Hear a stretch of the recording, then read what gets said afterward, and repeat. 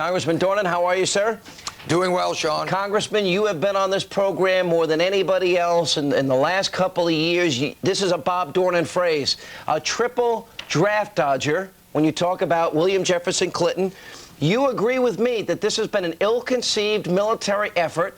And I'm shocked. I think this is the first time I've disagreed with you on a military issue, Congressman Dornan. Now you're saying, in spite of all the errors and mishaps and mistakes and the lack of listening to our own Pentagon specialists and military experts, you want to go in further. You want ground troops. No, Sean, we were up against a break, a final break, and you missed hearing my words, special forces. What I was talking about, and I said we'd clear it up. Are you saying, Sean, are you saying I made a mistake?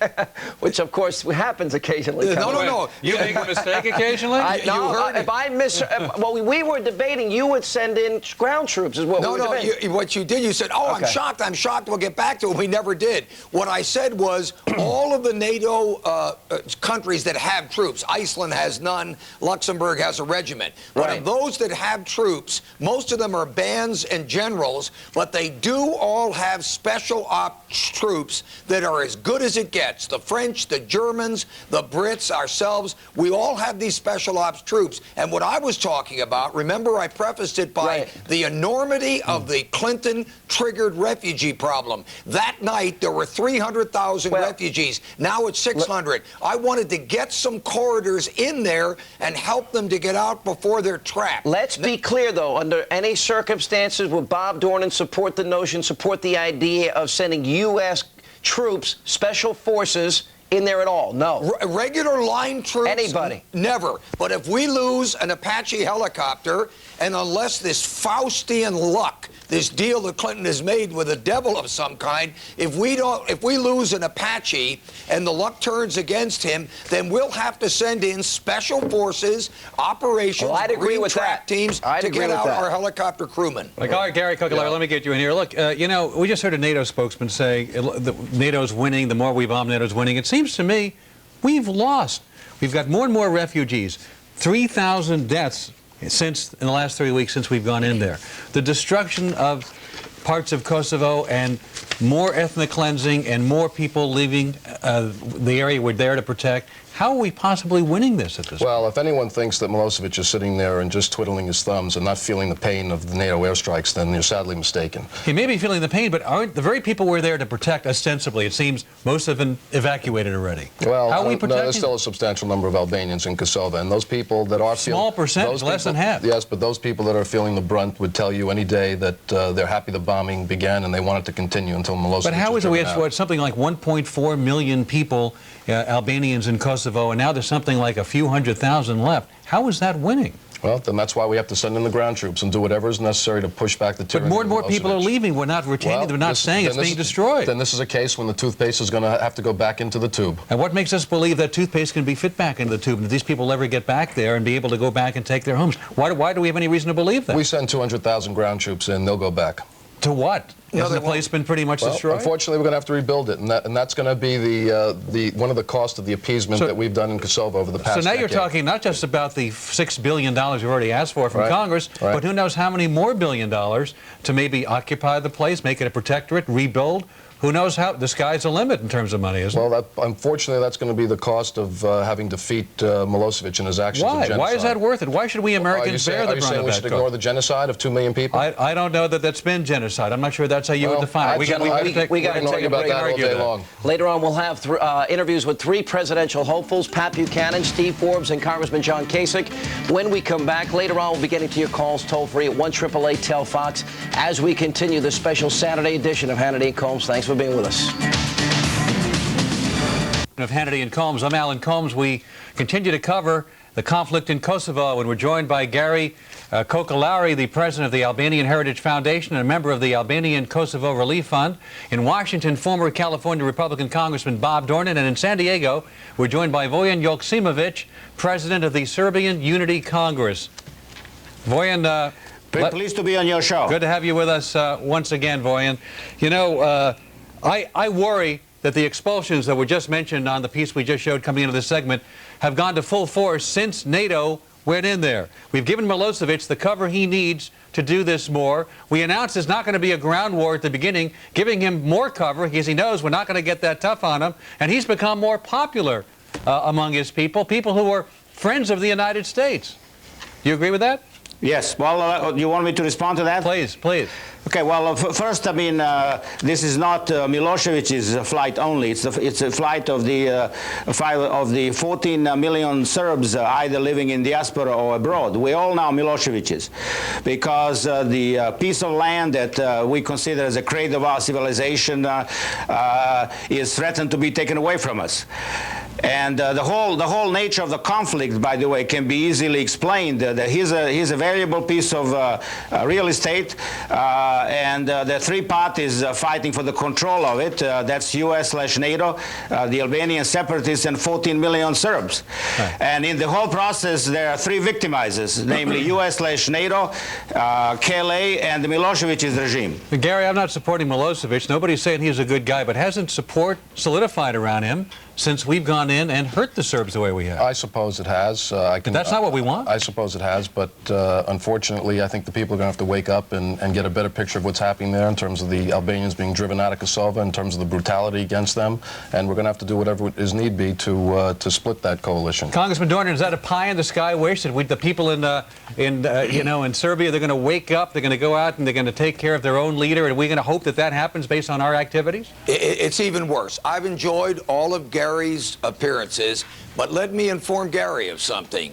Al Gore knows that if U.S. forces, line units, an Armored Division, 82nd Airborne, 101st Air Division, if they are part of any land war and there's 18 or 19 men killed, Al Gore is dead roadkill being the president. He knows that. He's weighing in with Clinton. And I've studied Clinton on the Fox network over the last week. He will never, ever, ever put in U.S. ground forces. And if he did, Gary, we would pound Kosovo into a moonscape as we did the border area with Kuwait and Iraq. And we do the same from the Hungarian border to Belgrade. I'm all for that. And then we'd all have to rebuild it as U.S. taxpayers. Congressman Dornan, I agree with your political assessment, but Gary, you just glossed over this notion. You're willing to send in 200,000 plus ground troops. Absolutely. Well, you know what? You're going to pound them into the ground, but how many dead U.S. soldiers come home as a result of your war, of Clinton's war? Well, unfortunately, how many Albanians are being slaughtered? You know, my father and four of my uncles served this country during World War II. 3,200 ethnic Albanians slain,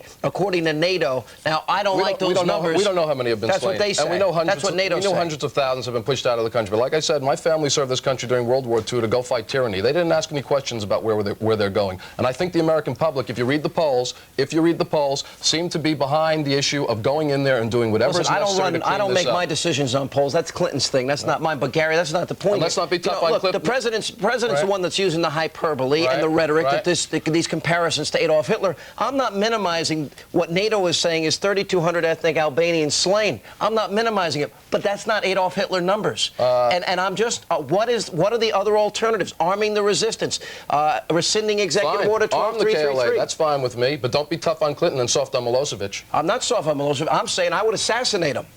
Fine. Does that sound soft on Milosevic? Then let's go in and do it. Let's go in. All right, we got to take a break. We'll take your calls when we come back. And how would Pat Buchanan, Steve Forbes, or Congressman John Kasich handle Slobodan Milosevic? We'll find out in our next hour. Please stay with us on this special weekend edition of Hannity and Combs.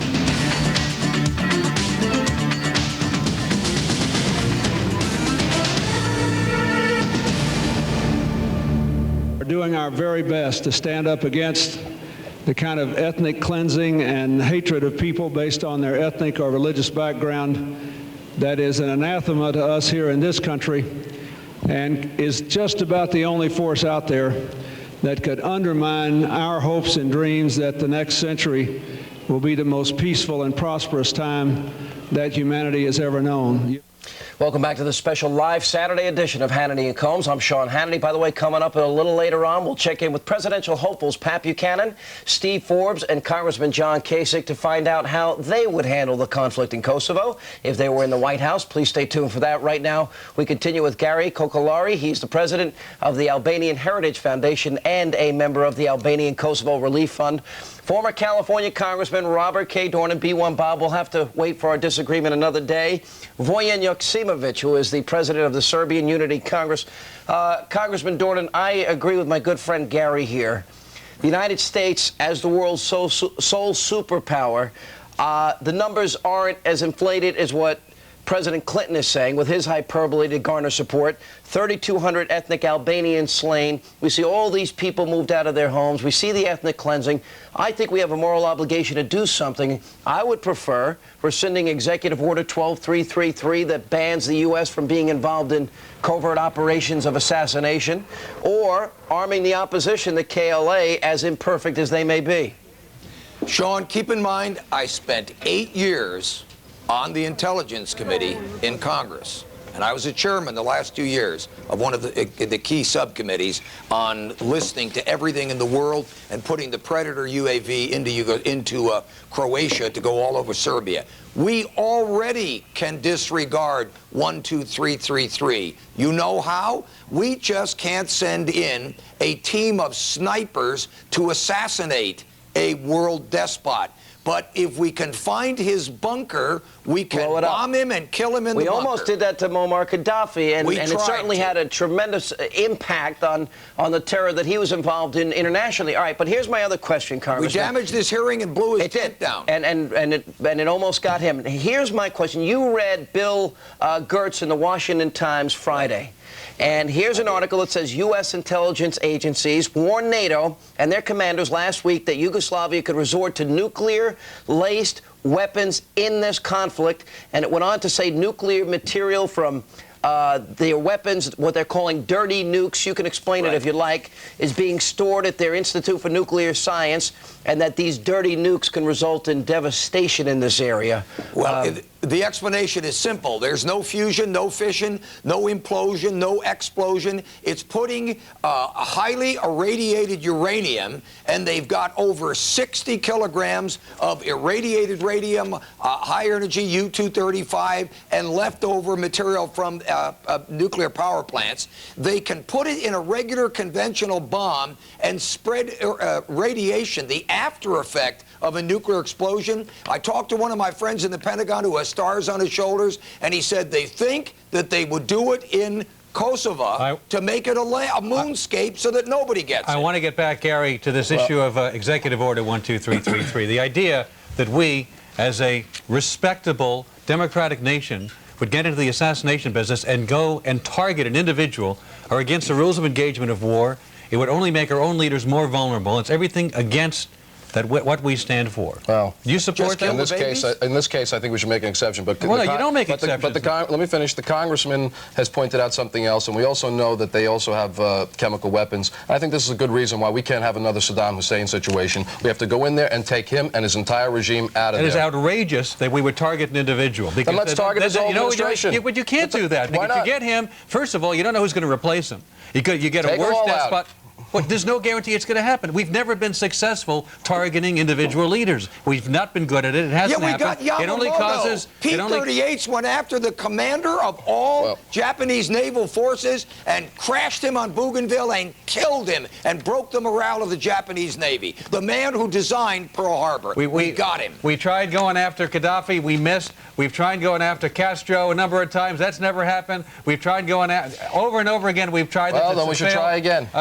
Mr. Joksimovic, but try again every time a policy fails. If you don't keep repeating a failed policy. If you don't first succeed. Mr. Joksimovic, the fact is... Could I just come in and reiterate what I've said before, that here you're not dealing with Milosevic, you're dealing with 14 million Milosevic's. Then what happens when you get Milosevic and one of those other people pop up or you have those terrorists who may be part of his armed guard, and you only encourage terrorists to come and make our own leaders more vulnerable, don't you? Please, good sir, don't say that. Milosevic is a war criminal. All of my Serbian friends are loyal American. Well, then you know what? Let's bring him. Let's bring him to the World Court. Let's bring him to the Hague. Let's try him as a war criminal. Great idea. Look, there is a process for war criminals. It's called the Hague Tribunal, which is established by the United Nations in 1993.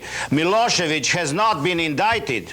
And Milosevic has not been indicted because he was immunized by Richard Holbrooke in order to sign the Dayton Accords. Yes. And therefore, we are the ones who have immunized him, and now when he doesn't do what he's being told about Kosovo, now we want to make him a war criminal. Well, if the point is, as you just pointed out, Voyan, there is a process. Congressman Dornan, there is the Hague, there is a World Court, and in fact, he's worth more alive than dead, isn't he? Because if he can be tried and made to pay a price, that's the way, according to international law, this should be handled. Should we disobey international law? Alan, all sorts of good people who don't work crossword puzzles, play golf, and go fundraising. And here comes, I guess, my routine cheap shot at Clinton. He was too busy corrupting interns to read and think this through. Why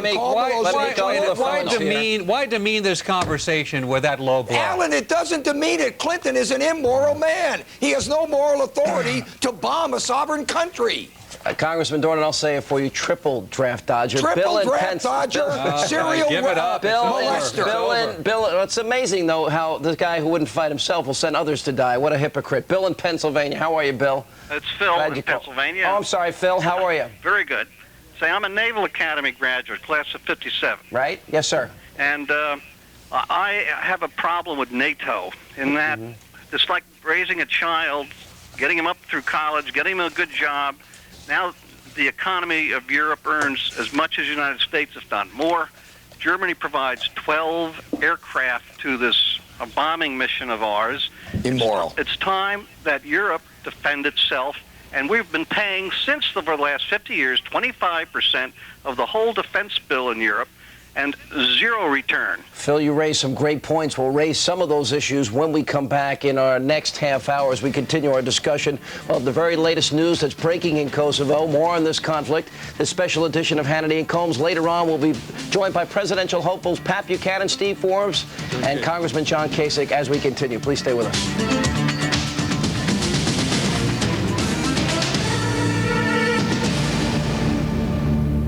I'm Alan Combs. We still have an hour and a half to go tonight. Pat Buchanan, Steve Forbes, and Congressman John Kasich, three men who want to be president, tell us how they'd stop Slobodan Milosevic. Stay tuned. But first, the fate of the 3 U.S. POWs is still unknown, but now we may have a bargaining chip. Fox News Channel's Greg Palcott brings us the story. The Kosovo Liberation Army on maneuvers in Albania. Beaten back by Serb forces in recent weeks, the ethnic Albanian rebels continue to fight inside Kosovo and stage cross-border raids from Albania. While NATO does not admit an official link with the KLA, the ties are growing. Just beyond those mountains is Kosovo. A few miles further, the town of Unic. The Pentagon says on Tuesday night in that town, members of the Kosovo Liberation Army captured a lieutenant in the Yugoslav army.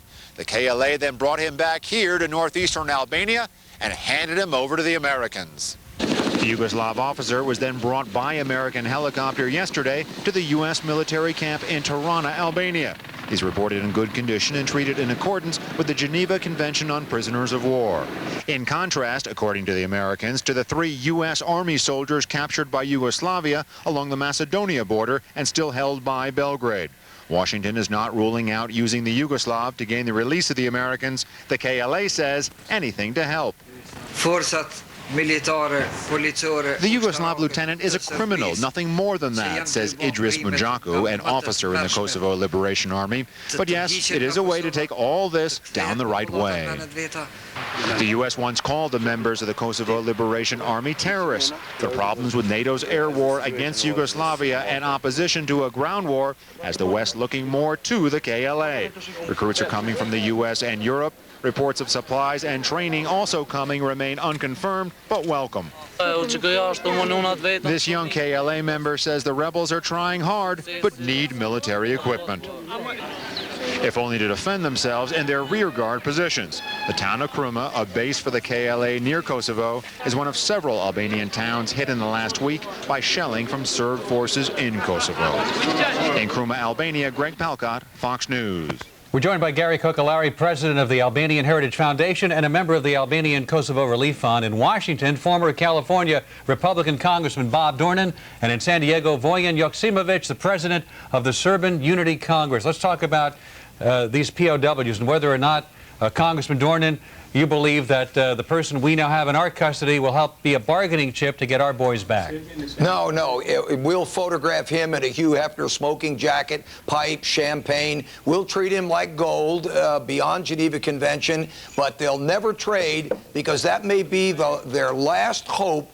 When Milosevic goes into his deepest bunker that Tito built, he'll probably take those 3 American soldiers with him as his guests because he knows we're going to try and get it. Vojislav Joksimovic, you know, it seems like we've allowed the Red Cross in to visit the POW that we've captured. We're giving him religious counseling if he wants it, allowing him to communicate with his captors by mail, and yet we've had no such assurances about the POWs, the American POWs, that's held by the Serbs. How can we be assured that the Serbs will treat our guys okay? Well, let me tell you that the Serbian-American community is making every step possible for those 3 soldiers to be released. Why haven't they allowed the Red Cross in? I don't know.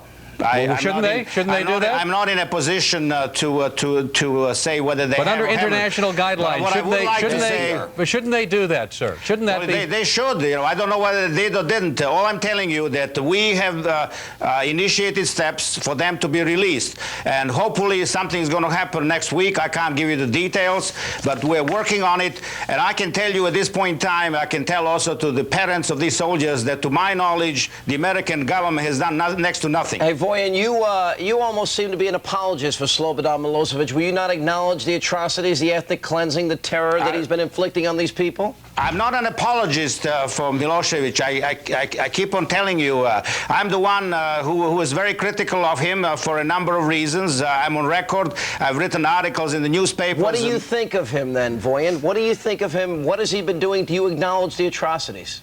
Well, I blame for most of the things that are happening in the Balkans on the Clinton administration. We have aerial photos of mass graves. We see these refugees being run out. Every one of them telling stories of terror, of rape, of pillaging, setting their homes on fire, stealing their possessions. Are you not listening to these people? Are all these people liars? Are all these international journalists liars? And and Slobodan's a good guy. We just didn't know what a good guy he is. Well, I never said he was a good guy. I said that he was a victimizer. I guess you didn't listen to me. I said there are 3 victimizers in this game.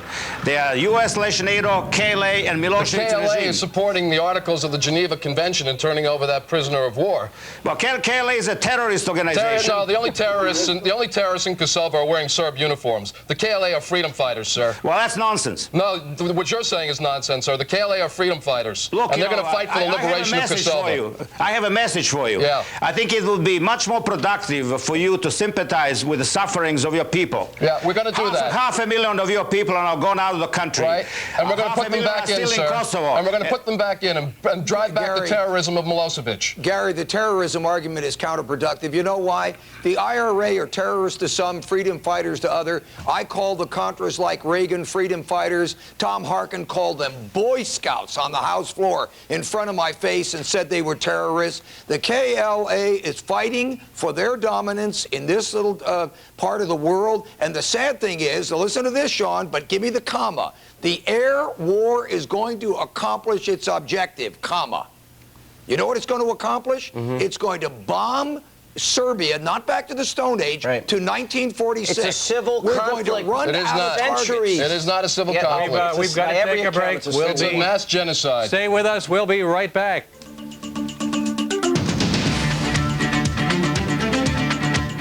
Saturday edition of Hannity and Combs. I'm Sean Hannity. Still lots more to come tonight. Your calls, we call it video graffiti. That's straight ahead. Right now, we're continuing our special coverage on the conflict in Kosovo. Gary, I want to turn to you. General Wesley Clark, this is not going to work to your purposes, stated bluntly to Yugoslavian President Slobodan Milosevic today that he either changes his policy or the thing that he wants the most, his military machine, is going to be destroyed. Isn't he really giving him a wink and a nod? If you want to maintain your military might and the thing that you want, you better give up now. We'll let you keep your military. And doesn't that open the door? It's going to be just like Iraq and Saddam Hussein. He keeps his military. If we don't end him and eliminate him, and that's not our stated goal or objective, we're going to deal with him year after year after year, crisis after crisis after crisis. Well, I look at it as an ultimatum, and I would hope that's not the case, because as I said before, if he stays in power in Yugoslavia, then we're just going to have to face him again at a later date. All right, see, I agree with it. Congressman Dornan, do you agree with that assessment? What he's saying here, he's holding out the carrot at the end of the stick, and Wesley Clark is saying, look, we'll let you keep your military, we'll let you keep your strength, the thing you want the most, if you please just stop this horrible thing you're doing. And all that's setting us up for is more trouble, just like with Saddam Hussein down the road. Absolutely, but if Wes Clark had Milosevic on the phone, Milosevic would tell him, go ahead and keep bombing, General. You're going to run out of targets in 3 months, and then we're still hunkered down, ready to fight a land war, the second battle at Kosovo. Your network ran a superb series of clips from the Yugoslav film on the Battle of Kosovo. Right. That is pure Lenin agitprop and powerful.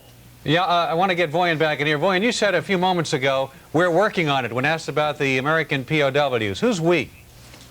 Well, I'm one of those. What are you doing? Well, I'll tell you next week.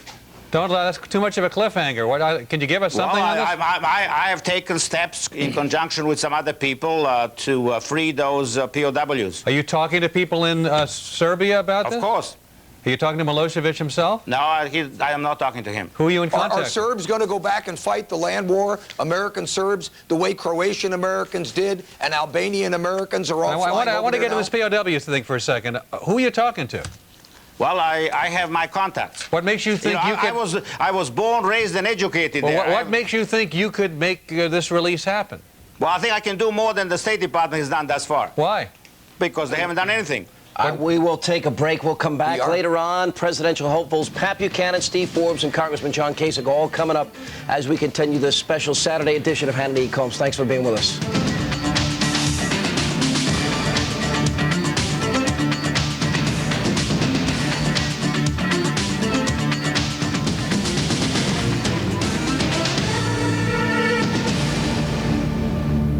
You get one sentence to say whatever you want on any subject. Stay tuned for that. But right now we continue with Gary Kokalari, the president of the Albanian Heritage Foundation and a member of the Albanian Kosovo Relief Fund, former California Republican Congressman Bob Dornan, and Voyan Joksimovic, the president of the Serbian Unity Congress. Gary, let me get back to you. You're talking about putting the toothpaste back into the tube, making sure that these ethnic Serbs can get back, ethnic Albanians can get back to Kosovo.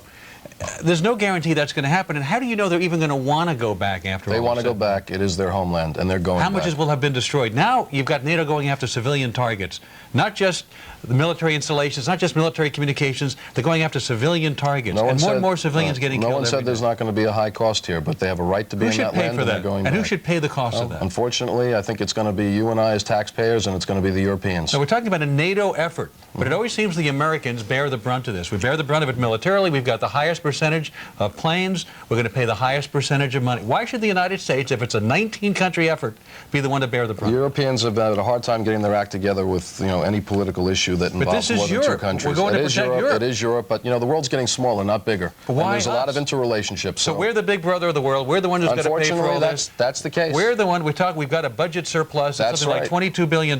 We should use most of that up, if not all of it up, trying to solve a problem on the other side of the world. This has been the cost of indifference. The United States has known this problem, has been there for a long time, and they didn't act on it. So unfortunately, this is one of the costs of the Bob Dornan, if you were back in Congress, would this be a good way to expend the budget surplus we've all been talking about and talking about how to divvy up?